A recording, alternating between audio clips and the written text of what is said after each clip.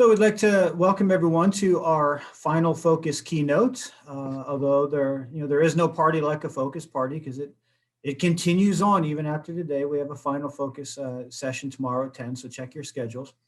But it's our pleasure to have a second keynote with Alan Noble today. Alan is professor of English at Oklahoma Baptist University. He is the editor of Christ and Pop Culture, and he's the author of the book Disruptive Witness as well. If you have not heard Alan's first address Tuesday night, you missed a lot. You can go back and watch that after this, but you were in for a treat today. With the second address, I will turn it over to Alan. Thanks so much again for being with us. Awesome, thank you. Yes, so today I want to talk about the promise of technique. The promise of technique and the prospect of building a newer and better you. And to set this up, I first want to get us to think briefly about how strange our own culture is today. Because I think once we understand that, we're able to see the way self-improvement works as a basic liturgy that society invites us, encourages us. Sometimes it feels like it requires us to practice. A liturgy, most importantly, that fails to do what it promises. How is it that it is possible to live in the most advanced, prosperous, and free nation in history, and yet sense that our lives are on some fundamental level not right? How is it possible to carry around historically unimaginable tools of communication in our pockets and to live on a planet with 7.6 billion people and yet suffer from a crisis of loneliness? How is it possible to know more about the human mind, neurology, psychology, than at any other point in human history? A body of knowledge developed over centuries through hundreds of thousands of intricate peer-reviewed scientific journal studies, and yet we have a growing mental health crisis. How is it that we can have perpetual high quality, affordable access to virtually limitless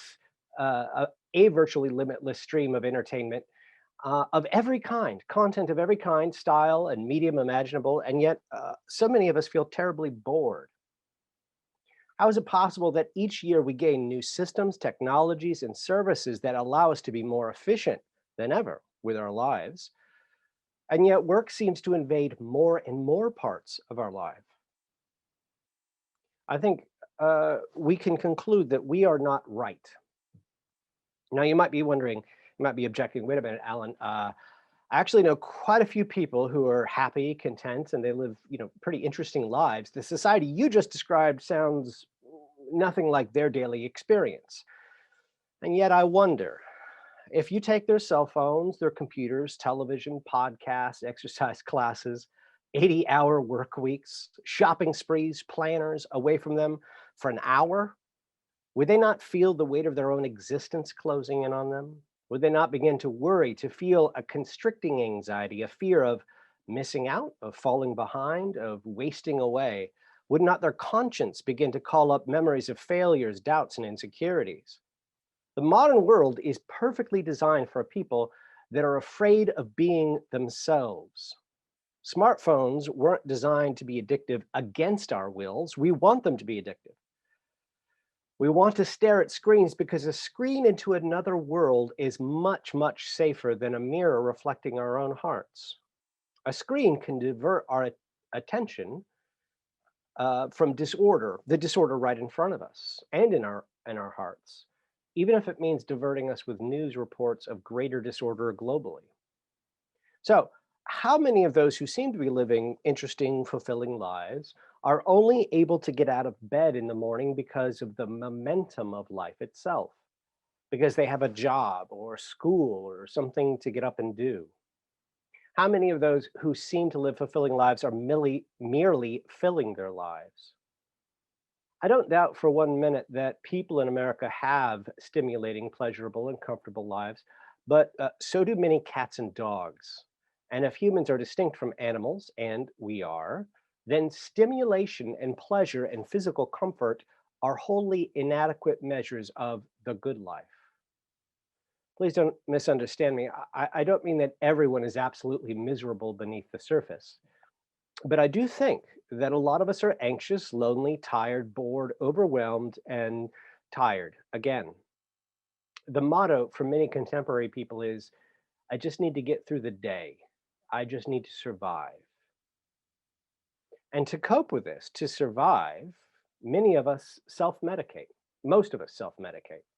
Some drink, some take prescription antidepressants or stimulants or anti-anxiety meds, some eat, some binge watch Friends, some work harder, some exercise, some cut themselves, some immerse themselves in the news, some watch porn, some pursue sexual exploits, some play video games, some shop, some sleep, some scroll endlessly through Instagram, some argue with people online, some obsess about their health, some obsess about the environment.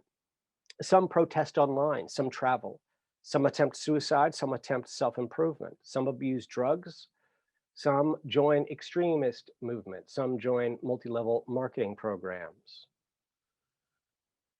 But we all medicate, because if we don't, it's difficult to get through the day. Now, if this sounds pessimistic about modern life, I want to consider just one growing trend in our country. Among young Americans, there has been a dramatic increase in mental health diagnoses.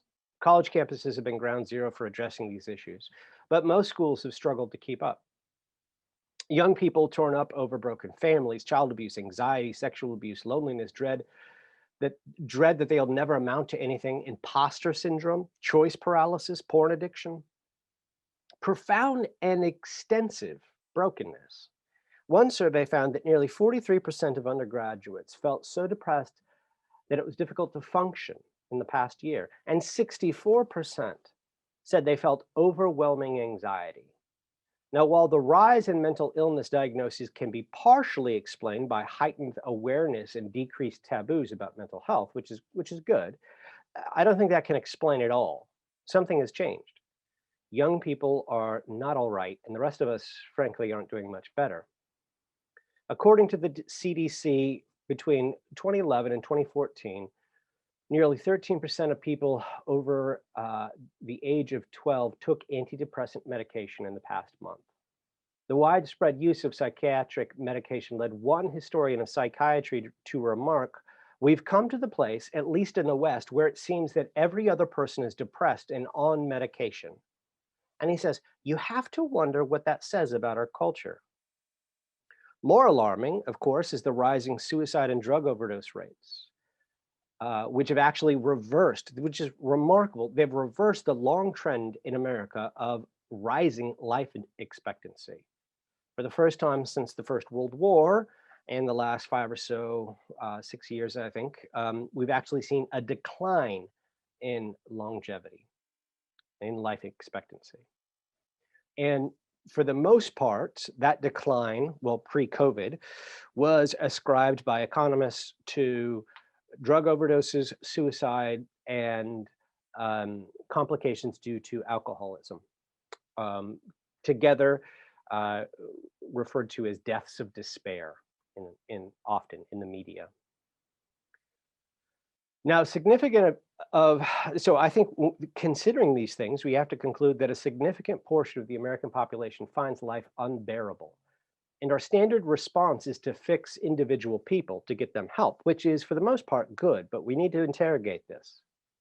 Very often, that help comes in the form of what I want to call liturgies of self-improvement, whether it be self-care or positive affirmations or exercise plans or diets or time-saving devices or best practices at studying or doing work, maybe trademarked life coaching plans or branded journals to organize your life sold by internet gurus, any method of creating a more efficient life.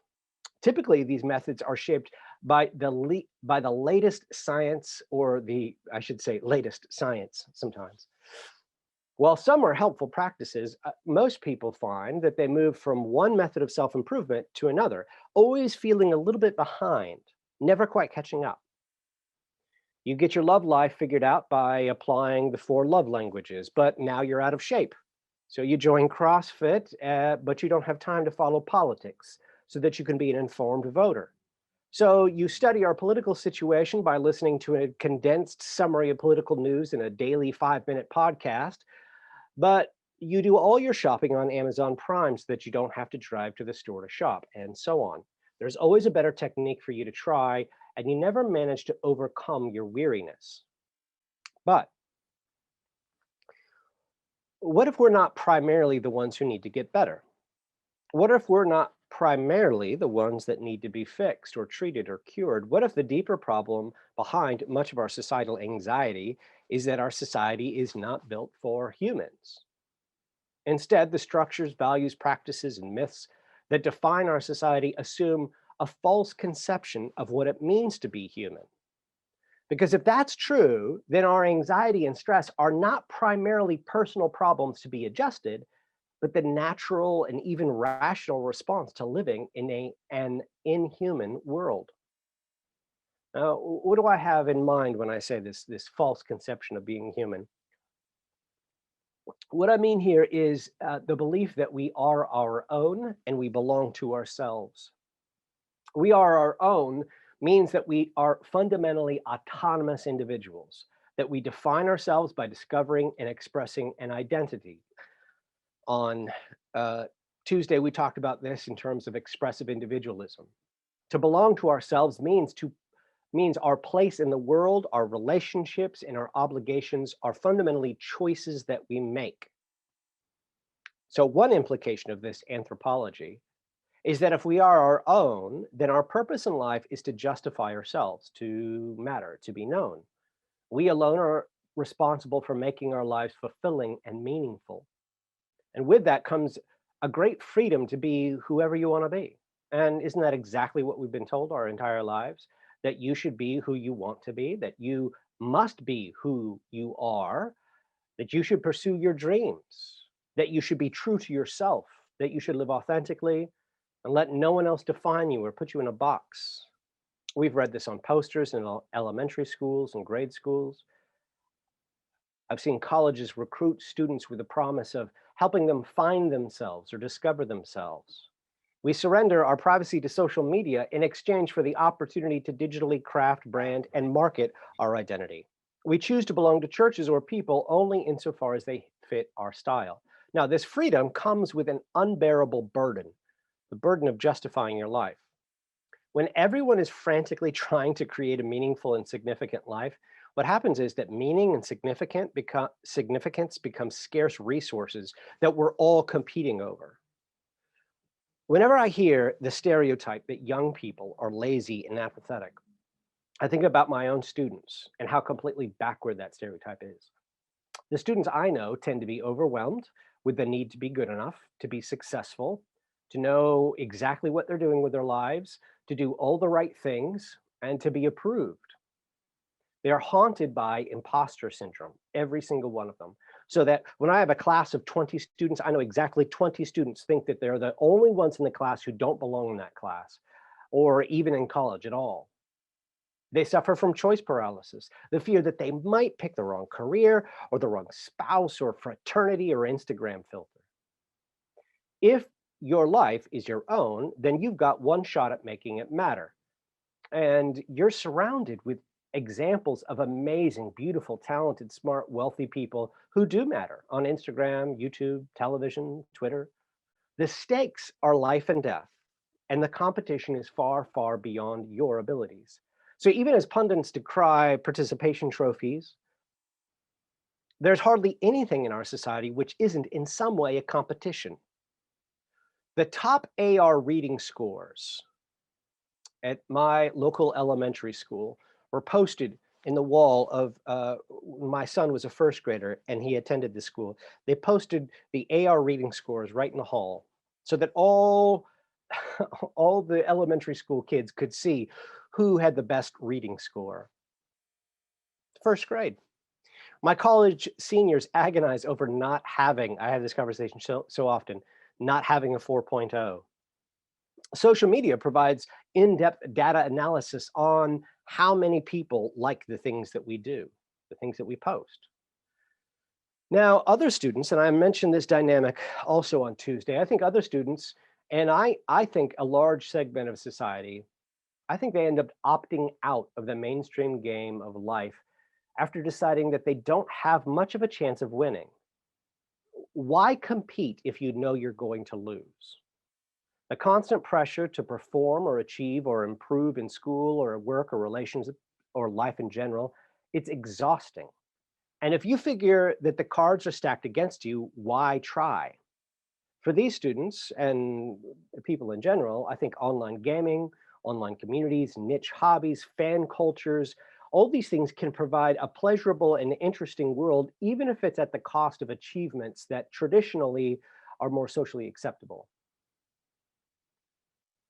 This isn't just about the young, though. There are equivalent dropout lifestyles for every age group and demographic. Now, my point here is that contemporary people are driven by an overwhelming sense of competition, the awareness that the world produces winners and losers, and the people who seem to be uninterested in this competition are sometimes the ones who are most deeply enthralled by it. Now, another implication of this anthropology is that if we are our own, then we have no obligation to recognize the meaning and significance in other people and other places, ideas, or things. Now, you can ask me to accept who you are. You can ask me to respect your religious practice, to abide by your values, to acknowledge the dignity of life or the beauty inherent in the natural world or in a poem. But unless you are willing to compel me through violence, all you could do is ask, because I am my own. And if the natural world appears beautiful to me, then I can say that it's beautiful. But if the natural world appears like a resource to be claimed and commodified and extreme sportsed and monetized, then I can use it as I will. For I am my own. If I am my own, then no external being or phenomenon can demand my respect. To belong to oneself is to be free from having to accept external meanings and values. Historically, as we know, this has led to the objectification and instrumentalization of creation, including other humans. What I mean by instrumentalization is the process by which we treat things in the world merely as tools for our purposes. So we might use a spouse to fulfill our sexual desires and social status. We use employees to increase productivity. We use teachers to achieve student learning outcomes, SLOs. We use nature to fulfill our dream for adventure. So the mountain is no longer itself a thing.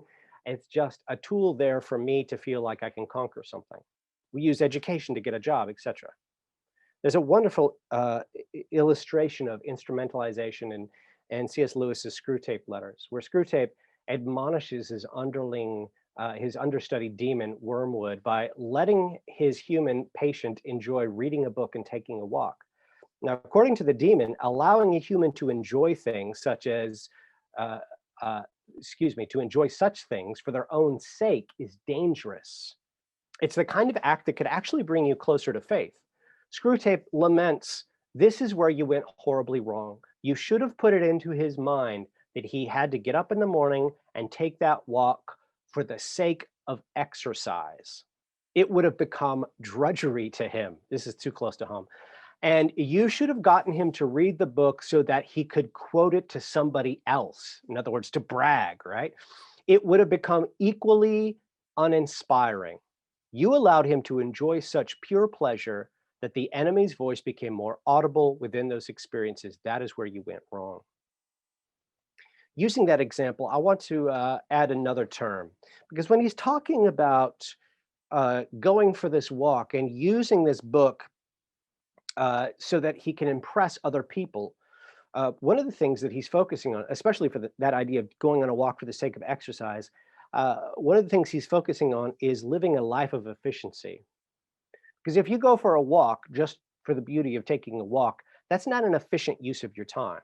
But if you can measure it, if you can, let's say, have a pedometer and mark out how many steps and how much you've progressed and how many calories you burned, then all of a sudden that walk is efficient, it's productive.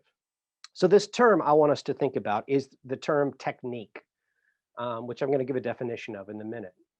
The instrumentalization of the world, particularly after the Enlightenment and with the rise of secularism, both of which stripped away our basic assumption that the world is shot through with the grandeur of God's creative power. This instrumentalization of the world was accompanied by the metric rise of mechanization and later what we call technology, beginning in the 19th century.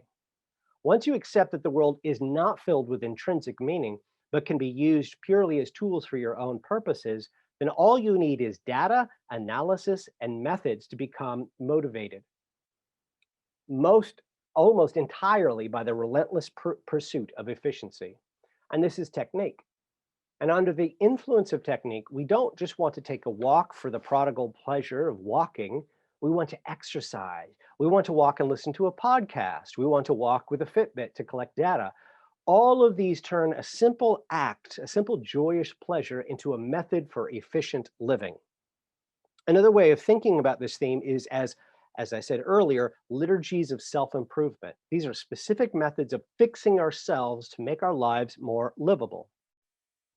In the mid-century French Protestant sociologist Jacque Ellul's landmark work, The Technological Society, he argues that the defining feature of our age is the domination of technique into every single aspect of our lives.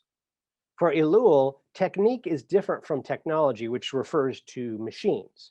Technique describes the function of machines, but it also describes the way virtually all of us order our affairs. He describes it as, quote, the totality of methods rationally arrived at and having absolute efficiency in every field of human activity. And maybe a simpler definition could be that a system of rational methods for making any human activity more efficient.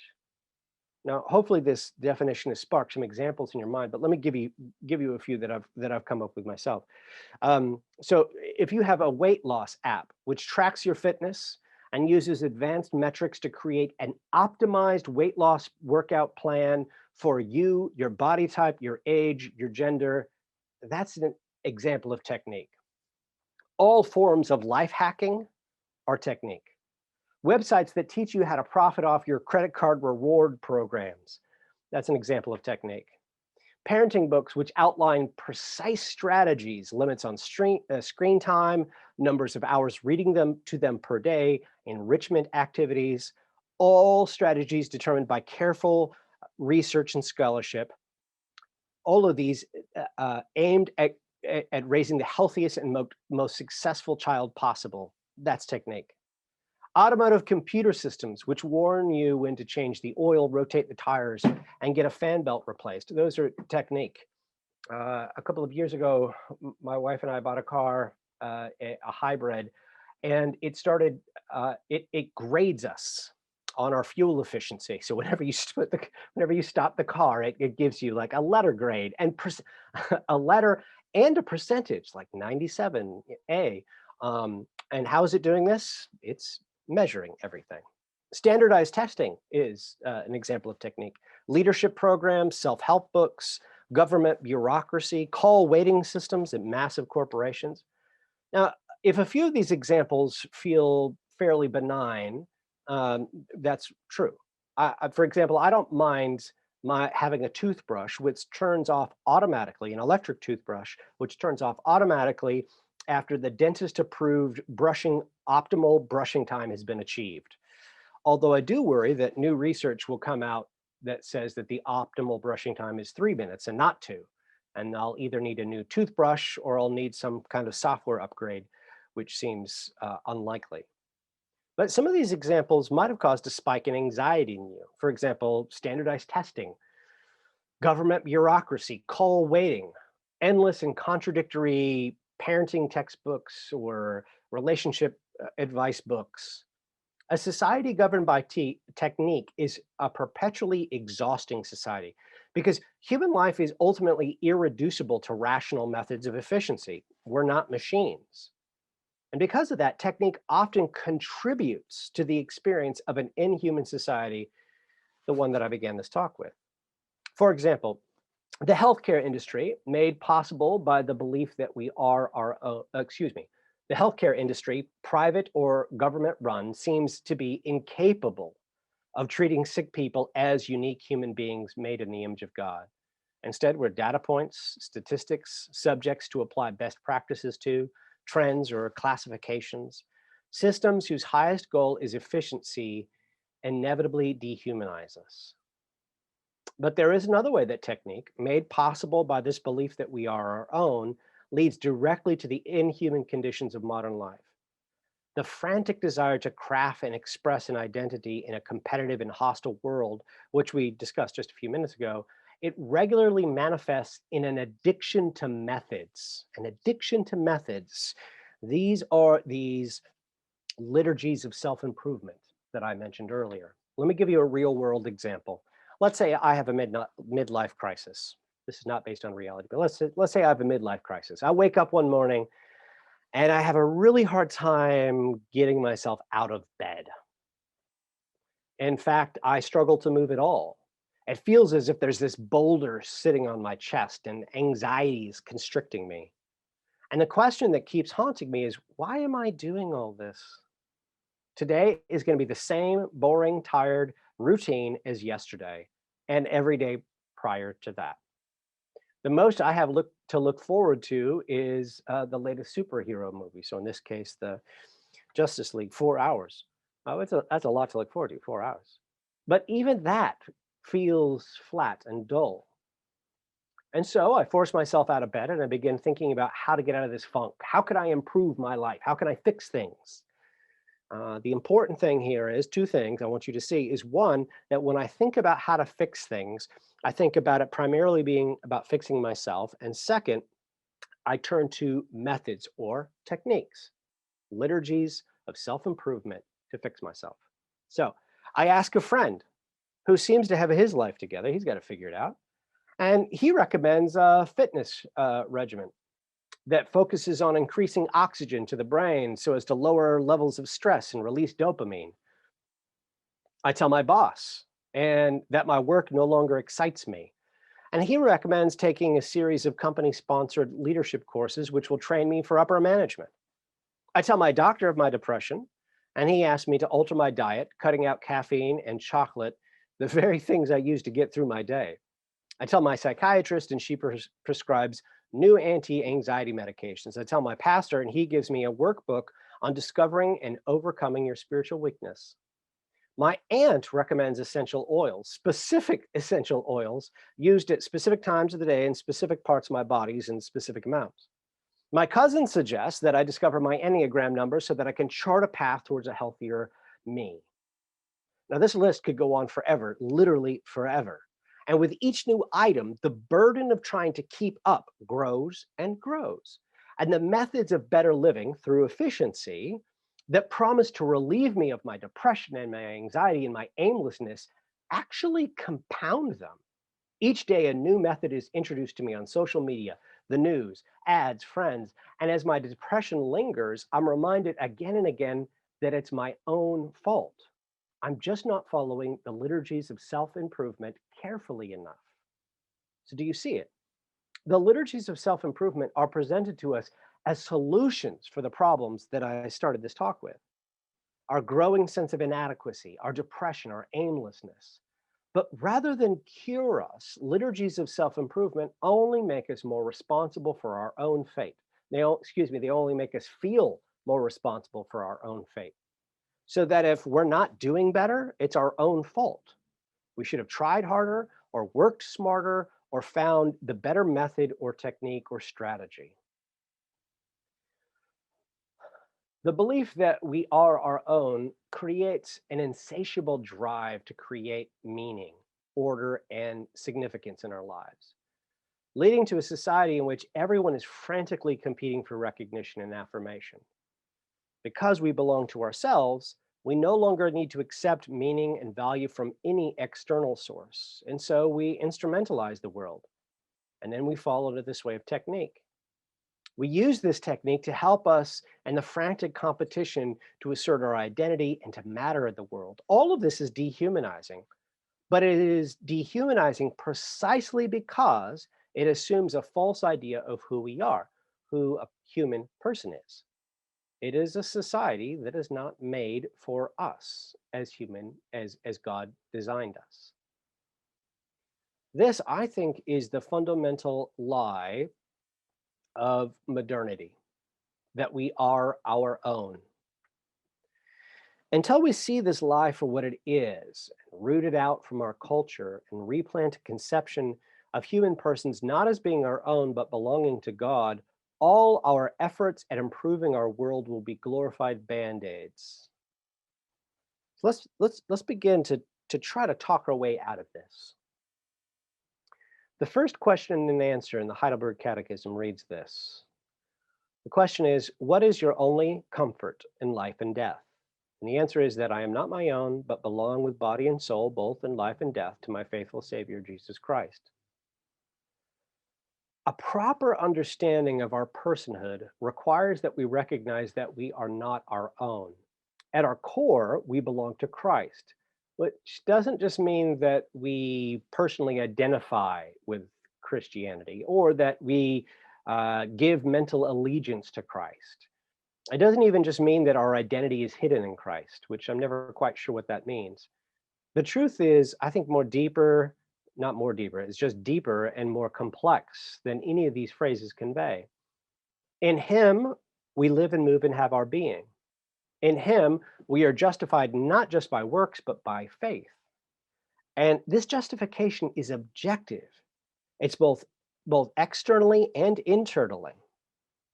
God's affirmation of us and our being in the world because of His Son's work on the cross is real, regardless of how we feel about ourselves, and regardless of whether or not other people acknowledge our worth. Our union with Christ necessarily entails belonging to His body, the church.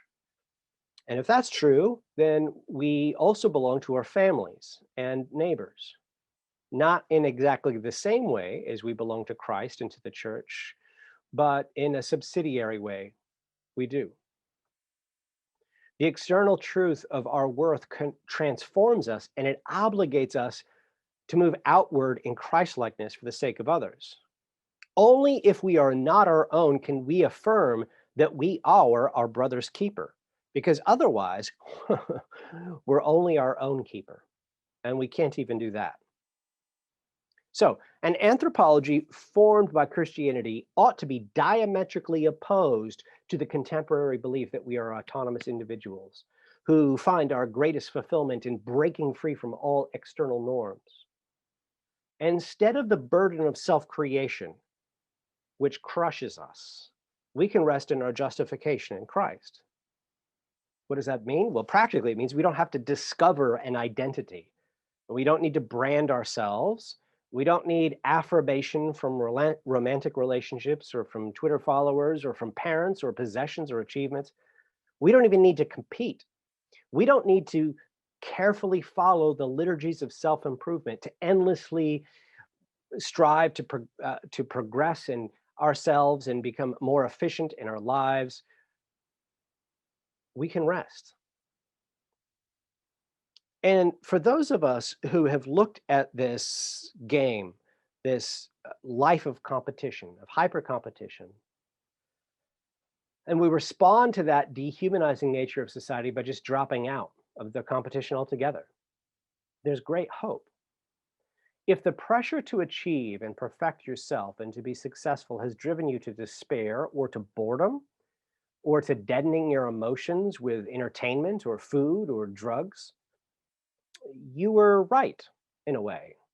The game really is rigged. The rat race really is a rat race. The existential pressure to be somebody is just a form of societal sickness. But the good news is that there are other ways. It doesn't have to be like this. Our comfort, and it really is a comfort in life and death, is that we aren't our own. And that all the maladies, the sicknesses I described are disorders. They aren't the right nature of things, and they don't reflect who human persons truly are. And all those liturgies of self-improvement fail to fix our disorder. They fail to fix our problems because they are themselves disordered. They put efficiency over truth, goodness, and beauty, which is disordered. So that's why they don't fix things, not because we aren't trying hard enough. Our task is only to be faithful, and not faithful in order to achieve comfort, but because we already have it. Once we recognize our true anthropology, we begin to have a way to push back against a society that denies that anthropology to every turn, which is precisely what our society does. It asserts over and over again, you are only ever your own, and you are responsible for making that life significant. I do want to warn us that this is not a problem that we can choose our way out of individually. As Americans, we have this addiction to volunteerism. We think that we can fix the environment if we just individually choose to recycle, for example. Um, although certain volunteer actions can be virtuous, systemic problems require systemic solutions.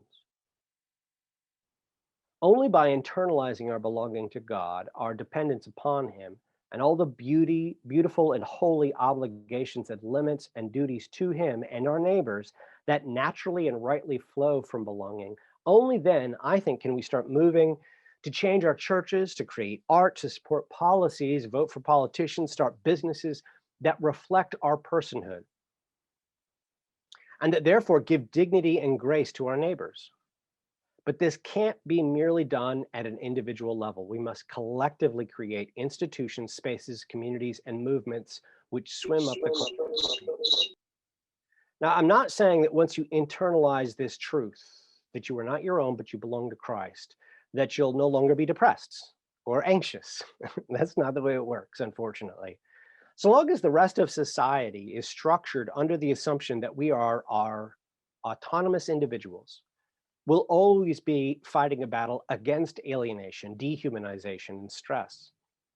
But in my experience, when you can name the source of disorder in the world, when you can explain why it is that you feel this frantic need to compete and be good enough, why it is that no matter how many different strategies and methods and practices you adopt to try to fulfill yourself and get a hold of your life and overcome things, there's always more. Once you do that, once you can label it, you can begin to deny it power. And that, I think, is a comfort in life and death. Thank you.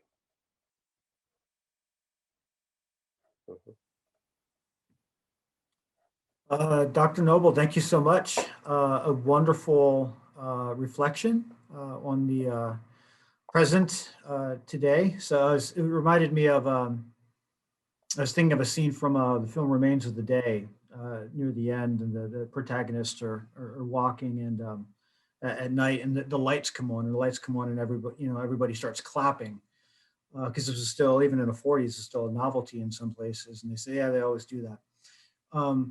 And I think part of what you're getting at is we should clap when we turn the lights on, because the ability of human beings to harness electricity into these little bulbs and provide like light and night is truly a wonderful thing in the literal meaning of that word, and it's something that should point us to we are not our own, but it doesn't, right? It's just, it becomes part of that technique. We turn a light on. If we flip the switch and it doesn't go on, we just get really frustrated that our environment is not working the way that it's supposed to, as though we are somehow gods in control of this. Yeah. So excellent, excellent points here for us to consider. So I want, at this point, I'm going to have a number of questions and thoughts, but I do want to turn it over to our students and others who might be here for questions. Please feel free to ask your question live, maybe show yourself, turn your camera on, and feel free to talk live. Feel free also to put your questions in the chat too for Dr. Noble.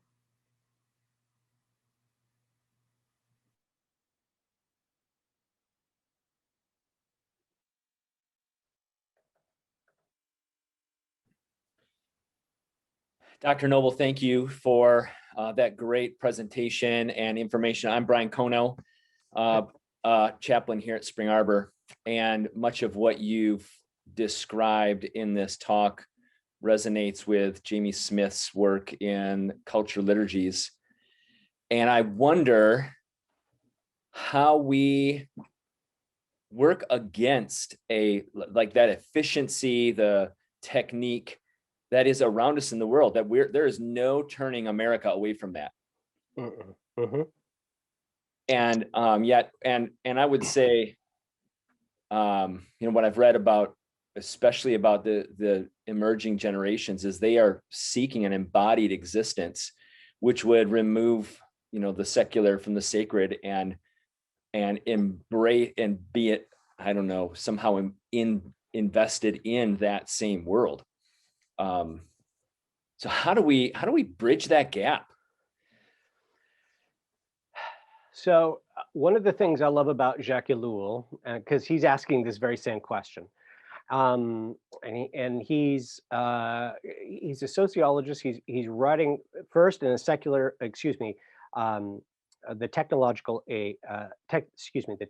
society. He's writing just about this from not from a theological perspective, but he himself was a believer, and he wrote quite a few theological texts. And one of the frustrating things is that, as a reader, and you're reading about technique, and he's saying it's everywhere. And this is in like the 60s. And so he's saying like it's creeping into every little aspect of our lives, and it's becoming more and more pervasive. And so when you're reading this in the year 2021, you're like, oh man, if he didn't have a whole lot of hope then, like, are we just screwed? Like, what are we supposed to do? And as a good reader, you expect that by the end of the book, the person is going to be like, well, here's what we're going to do. And he doesn't do it. He's just like, well, here we are, guys. What are you going to do? Which is a very alarming thing, because that question you ask, how do we bridge that gap? What do we do? How could we even begin to slow the emphasis on efficiency in our society? What hope do we have? And I think when we're honest, when we take a real honest look at how deeply it's ingrained into us, we have to conclude there's not a nice answer to this. There's not a nice, tight little answer. But he does give something of a response in another book, which is a theological text called The Meaning of the City. And in this, he argues that the biblical city, the type of the city, is a space where man goes to be autonomous from God. He goes to provide everything for himself. And he points specifically to the way when God marks Cain as a murderer and says, don't worry, Cain, I'm going to protect you from people, but you're going to bear this mark. Cain doesn't seem to trust God, and so he builds this city. He builds city walls to protect himself instead. And Ellul says this is the beginning of the city, this effort to protect ourselves, to stand away from God, to not depend on the hand of God, to provide food and shelter and all these sorts of things to our existence. As he's studying the history of the city in the Bible, near the end, he points to the example of Jonah and Nineveh. And he points out that in Jonah's imagination, there's no way that Nineveh ought to be forgiven. Jonah tries to run away because in his mind, there's no just way that God could forgive these people. They ought to be damned. So in Jonah's imagination, he cannot actually imagine a world where an entire city repents to God and that it's a good thing. Instead, he figures these people are so damned that God should just destroy them. Now, of course, the story is that Jonah finally obeys. He goes into the city of Nineveh, and they all repent collectively. And Ellul points out, this is kind of wild, right? Where else do we have an entire city repenting, just turning to God, repenting of their sins? And yet it happened. And his response is that as Christians, we don't have the luxury of looking at how realistic it is for us to try to slow things like the reign of technique or efficiency or dehumanization. We don't get to look at the odds. We don't get to say, how plausible is it that this that we're going to be able to make a difference? We don't get to ask those questions. Like Jonah, we are sent, we are in the city, and our task is to represent God in that city. And so I think that means faithfully working in our own spheres of action to do what we can, not with the thought that we are personally going to save the world or save the city or save American society or even turn the tides, but just acting because that is a way of honoring God in this moment. But it also means that we allow the possibility. We don't act like Jonah and so that our wills are opposed to an entire city repenting. I think we have to have hearts that desire change to happen, desire things to get better, even if we can't rationally see, realistically things improving. Okay, so what does that practically look like? Well, so I talk a lot about this in this book that I finished. It should be out sometime this year, October, maybe September, October, called "You Are Not Your Own." But I think the Christian response needs to be a kind of prodigal or leisurely living.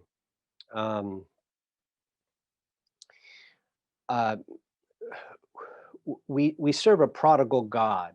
He creates not because he needs us or because he needs creation, but out of love. And that prodigality, I think, ought to be mirrored in us, so that it's not that Christians are known for being intentionally inefficient, as if being inefficient was a virtue, which it's not. But it's rather that when we examine things, whether it's a use of technology, should I adopt this smartphone? Whether it is a practice in my house, how do we eat dinner together? Who do we invite over after church? What do we do in company together? What does it look like when we're spending time together? All these basic actions. What does it mean when I choose a career? When we're making these decisions, we're conscious of the fact that we're going to be encouraged by society, by our environment, to think first and foremost in terms of efficiency. So what career will advance me the fastest, will get me the most wealth, which will get me the most prestige, things like this. What technology will make my life easier, for example, right? Less time, less stress, whatever.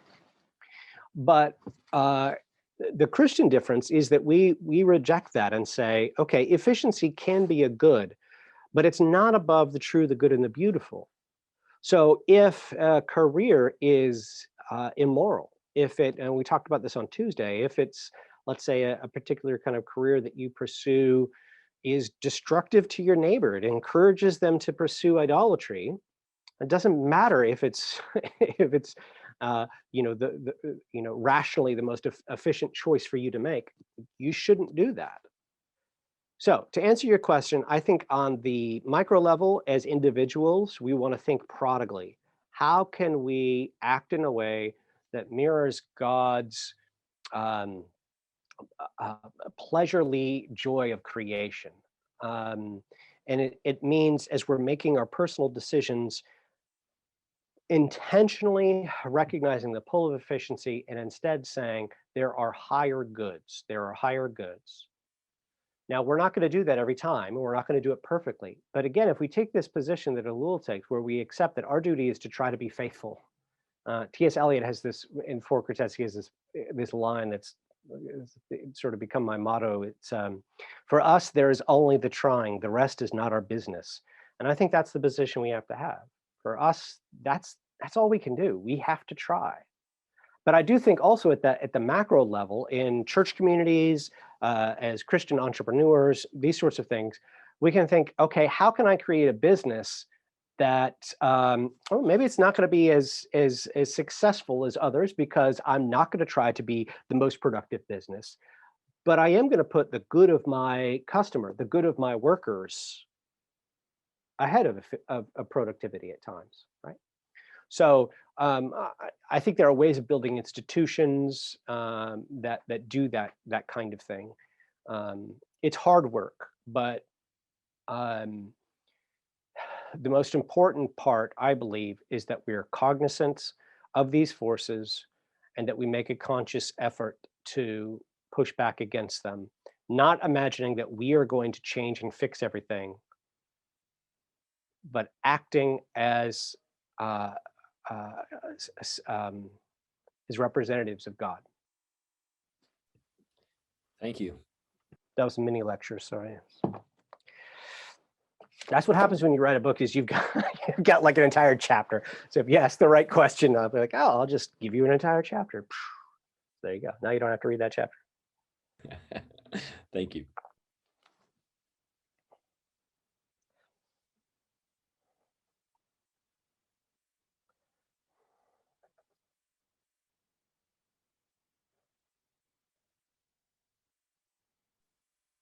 Plenty of time for more questions. If you're shy, you don't want to ask it personally, feel free to put it in the chat.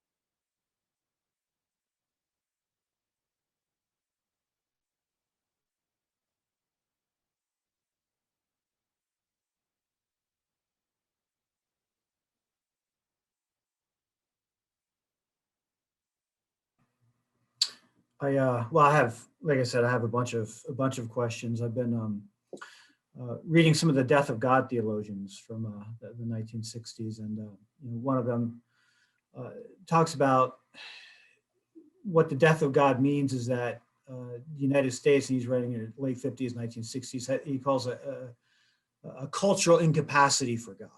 It's just, we've built a world in which it's nearly impossible or really hard to believe in God. Yeah. But the author also notes that this is an ironic tale because in many ways, the people who built the modern world were Christians.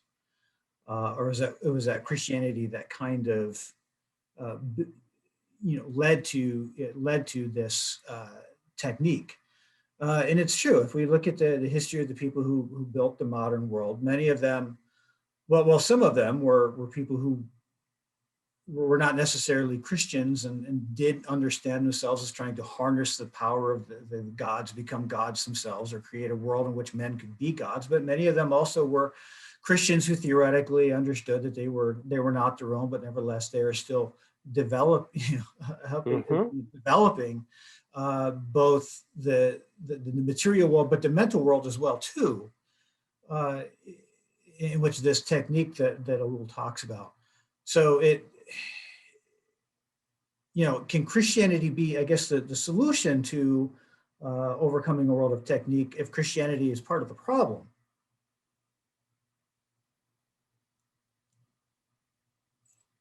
Was that a question? Sounded like it can be.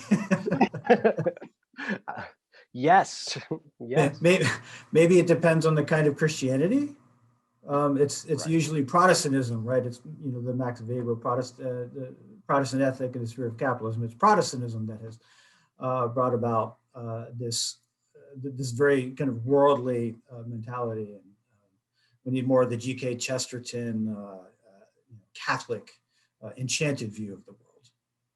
Right, and I think Protestants have those resources. They just might need to go a little bit further back than they're comfortable or they're used to digging. But we have those resources, and it's one of the things that troubles me most, and the reason I care about these issues is that it's not confined to it's not just the people out there, but I think very many people in the church have these same challenges conceiving of God, for example, or believing that they are not their own. It's a very difficult proposition for many people in the church. It's offensive, it's troubling. And so what ends up happening is, as you said, instead of the church being the thing that sticks in the throat of technique, we just make things smooth. But we tend to adapt the same sort of practices. And so it's very often, that when I talk to my students about, what's troubling them or what they struggle with,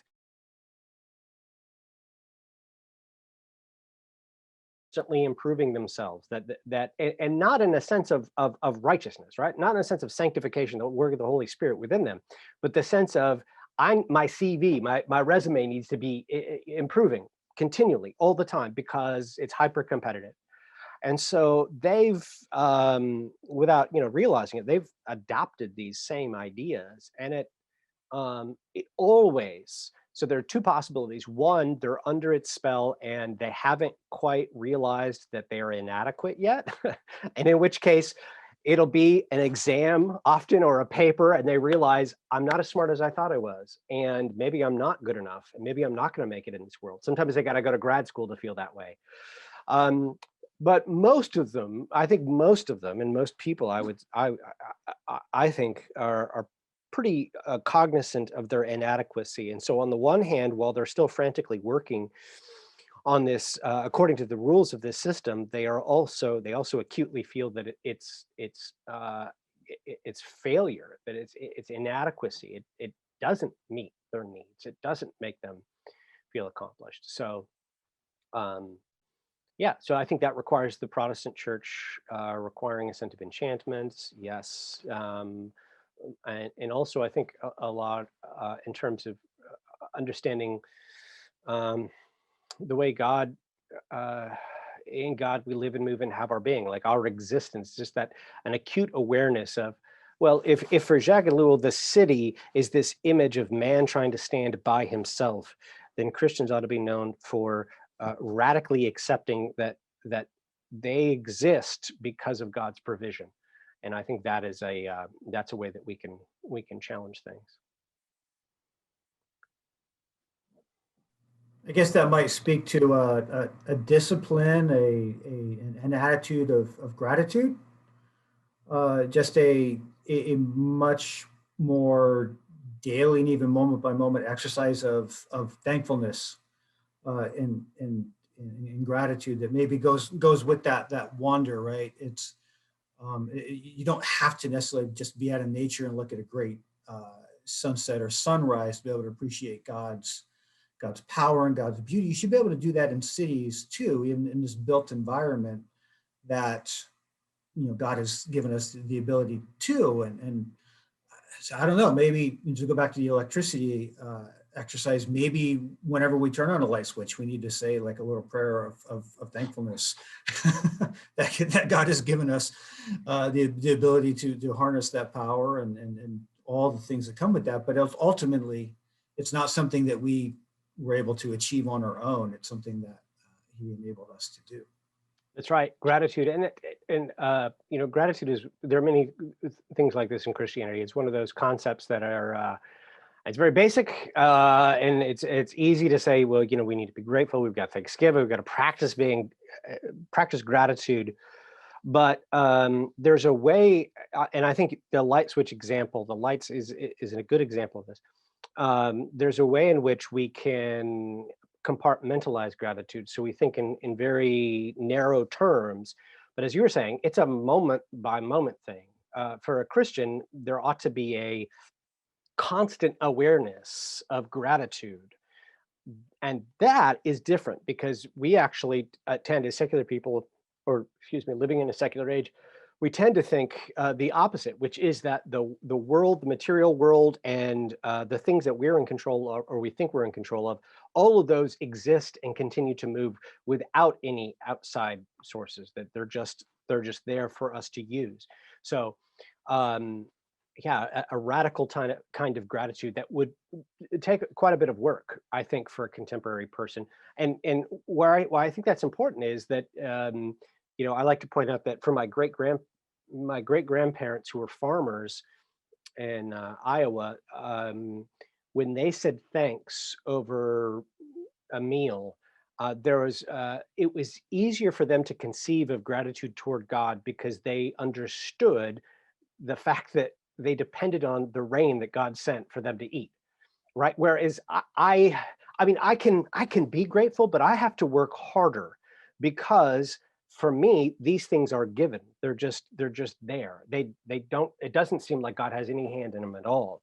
But that is a myth of the supply chain, right? Just because I don't see the plants growing doesn't mean that God is not providing for them.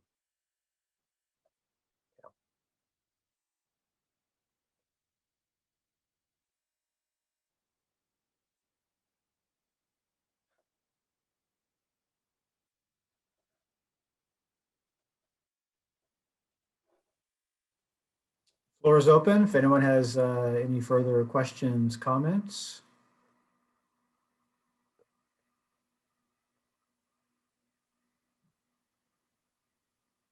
Brian says, and contentment. Yes, contentment as well. Yes, gratitude and contentment. Mhm.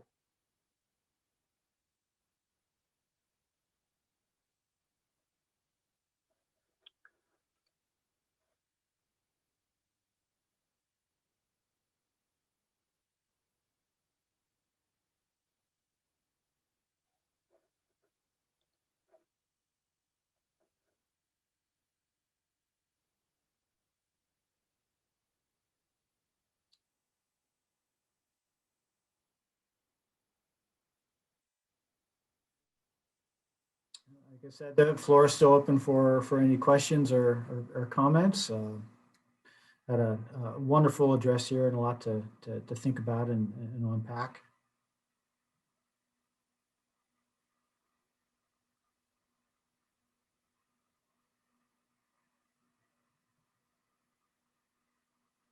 Trying to think of some questions myself. I can't think of anything.